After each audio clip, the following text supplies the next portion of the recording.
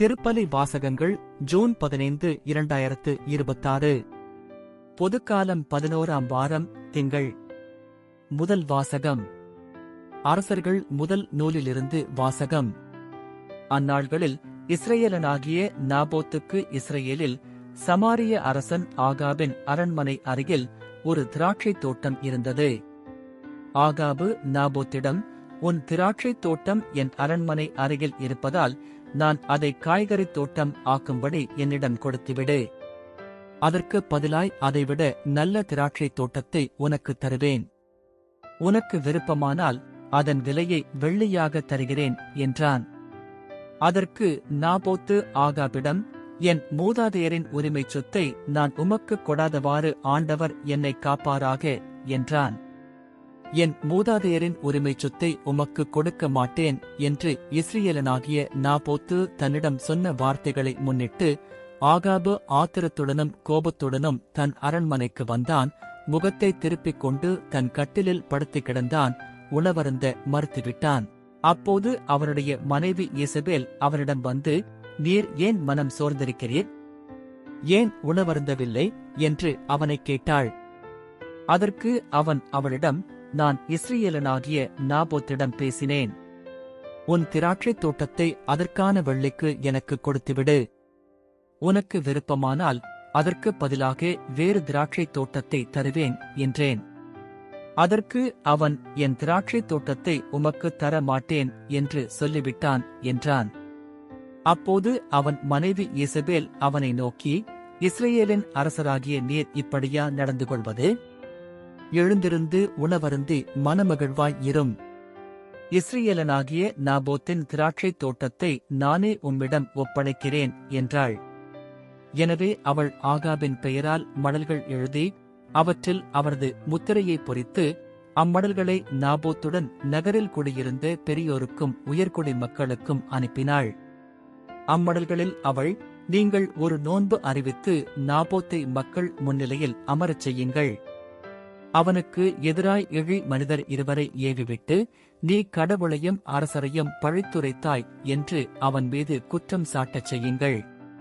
பின்னர் அவனை வெளியே கொண்டு போய் கல்லால் எறிந்து கொன்று போடுங்கள் என்று எழுதியிருந்தாள். நாபோத்துடன் அந்நகரில் குடியிருந்த பெரியோரும் உயர்குடி மக்களும் யேசபேல் தமக்கு அனுப்பிய மடல்களில் எழுதியிருந்தவாறே செய்தனர். அவர்கள் ஒரு நோன்பு அறிவித்து நாபோத்தை மக்கள் முன்னிலையில் அமர்த்தினர். அப்பொழுது அந்த இழி மனிதர் இருவரும் வந்து நாபோத்துக்கு எதிரே உட்கார்ந்தனர். அந்த இழி மனிதர் மக்களை பார்த்து, நாபோத்து கடவுளையும் அரசரையும் பழித்துரைத்தான் என்று அவன் மீது குற்றம் சாட்டினர். எனவே அவர்கள் அவனை நகருக்கு வெளியே கொண்டு போய் கல்லால் எறிந்து கொன்றனர். பிறகு அவர்கள், நாபோத்து கல்லால் எரியுண்டு மடிந்தான் என்று யேசபேலுக்கு செய்தி அனுப்பினர். நாபோத்து கல்லால் எரியுண்டு மடிந்ததை யேசபேல் கேட்டவுடன் அவள் ஆகாபை நோக்கி, நீர் எழுந்து சென்று இஸ்ரயேலனாகிய நாபோத்து உமக்கு விற்க மறுத்த அதே திராட்சைத் தோட்டத்தை சொந்தமாக்கிக் கொள்ளும். நாபோத்து உயிரோடில்லை, அவன் இறந்து போனான் என்றாள்.